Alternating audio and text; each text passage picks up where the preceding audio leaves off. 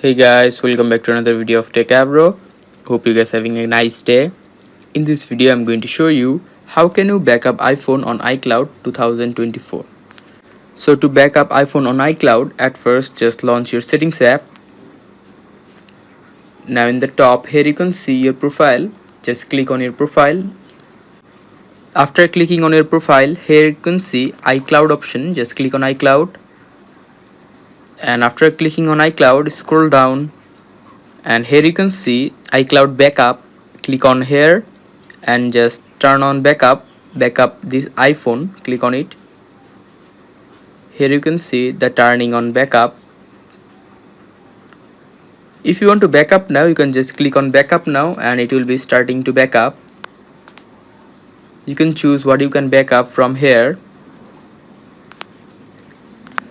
So guys, that's how you can backup iPhone on iCloud. Hope you find this video helpful. If you find it helpful, then give a thumbs up and don't forget to subscribe. Techavro. Thank you so much for watching the video.